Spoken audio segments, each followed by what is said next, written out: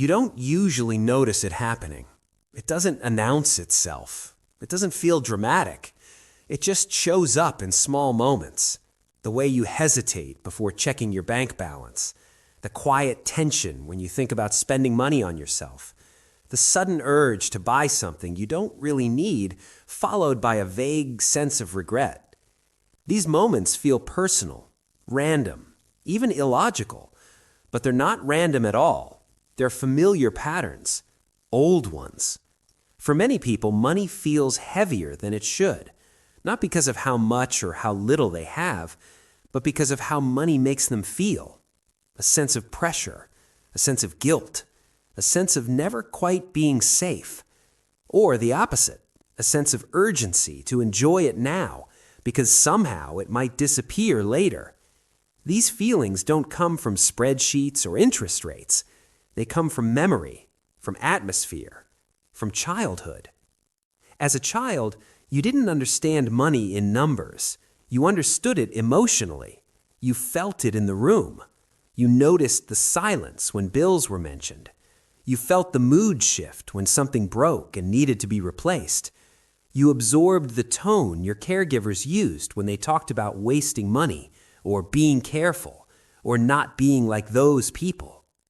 You watched how adults argued, worried, avoided, or obsessed, and without realizing it, you learned what money meant, not consciously, not logically, nervously.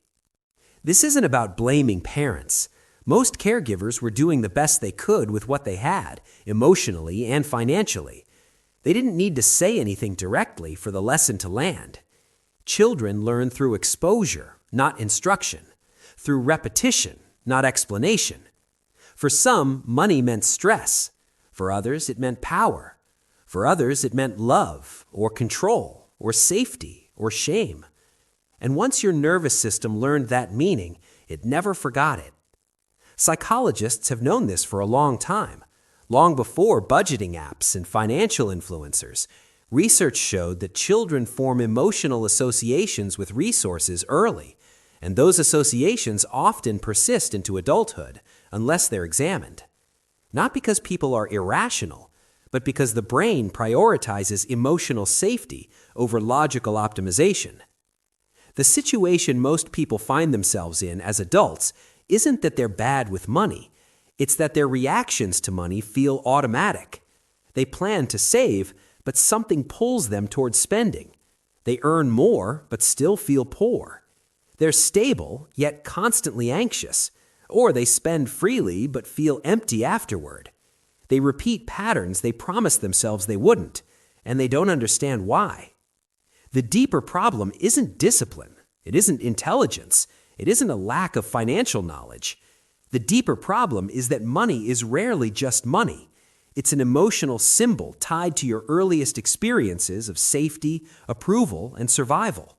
And most people are making adult financial decisions with a child's emotional wiring. We're taught to believe that money behavior is about logic, that if you just know better, you'll do better, that once you understand the right rules, everything will fall into place. But this belief ignores something fundamental about being human. You don't act based on what you know. You act based on what feels safe. And what feels safe is shaped early. If you grew up in an environment where money was unpredictable, your nervous system learned to stay alert. Even now, stability might feel unfamiliar. You might subconsciously sabotage it, not because you want chaos, but because chaos feels known. Overspending, undersaving, avoiding long-term planning, these aren't moral failures. They're coping mechanisms that once made sense. If you grew up being praised for being low maintenance or not asking for much, you may still associate spending on yourself with guilt. You may feel undeserving without realizing why. You might delay purchases endlessly, waiting for a future version of yourself who is somehow more worthy. If money was used as leverage, withheld, given conditionally, or tied to obedience, you may now equate money with control. You may crave it intensely, not for comfort, but for autonomy. Or you may resist it because dependence once felt dangerous. These patterns aren't conscious. They're embodied. They live in the way your chest tightens when you open a bill, in the relief you feel after buying something impulsively, in the quiet dread of long-term planning. Your body remembers before your mind does. One of the most misunderstood aspects of money behavior is that it's often an attempt to regulate emotion. Spending can be a way to soothe. Saving can be a way to feel in control. Avoiding money can be a way to avoid discomfort. None of these are about numbers. They're about feelings. When a child grows up in a household where money is scarce or volatile, the brain learns to prioritize immediate relief over future security. That doesn't disappear with age, it just becomes more subtle. The adult version looks like rationalizing purchases, postponing planning, or living with a constant background anxiety that never quite turns off. On the other hand, growing up with money but emotional unpredictability can create a different pattern. Money becomes a substitute for reassurance. Spending becomes a way to feel something when emotional needs weren't met. Or saving becomes a way to create certainty in a world that once felt unstable. What makes this especially powerful is that these behaviors are often rewarded or reinforced. Society praises hustle born from anxiety. It normalizes overwork as ambition. It frames deprivation as virtue. So you don't question the origin of your patterns. You assume they're just who you are. But they're not who you are. They're adaptations. And adaptations are context-dependent.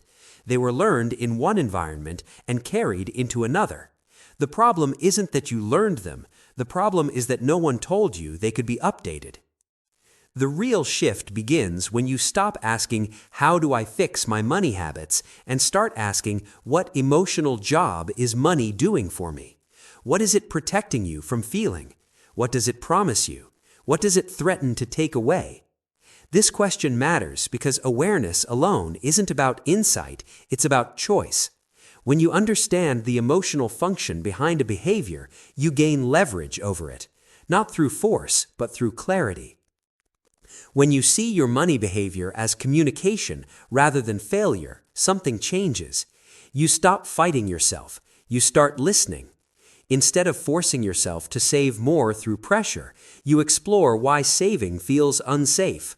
Instead of shaming yourself for spending, you ask what you are actually seeking in that moment. Relief? Validation? Control? Freedom? This isn't about excusing destructive behavior. It's about understanding it well enough to change it sustainably. Change doesn't happen by declaring new rules and hoping your nervous system follows. It happens by creating conditions where safer choices actually feel safe. Sometimes that means smaller steps than you think.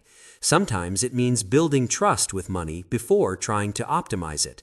One of the most powerful mental shifts is realizing that financial security is not just an external condition, it's an internal one. You can have money and still feel unsafe. You can have very little and feel grounded. The goal isn't to eliminate fear entirely, it's to reduce the emotional charge money holds over you. That begins by separating past from present, by gently reminding yourself that you're no longer a child reacting to an environment you couldn't control. You're an adult with agency, even if your body hasn't caught up yet. Practically, this looks less like rigid rules and more like emotional honesty. It means noticing patterns without judgment. It means creating systems that support your nervous system, not punish it. It means allowing yourself to build trust with money slowly, the same way trust is built in relationships, through consistency, safety, and repair. For some people, the most radical act is allowing stability to feel boring, not chasing emotional highs through spending, not proving worth through accumulation, just letting money be quiet. For others, the shift is allowing pleasure without justification, spending without self-attack, receiving without guilt, understanding that deprivation isn't discipline if it damages your sense of self.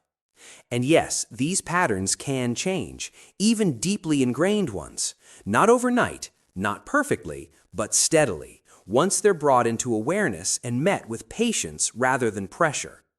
The goal is not perfection, it's integration, letting your financial life reflect who you are now, not who you had to be then.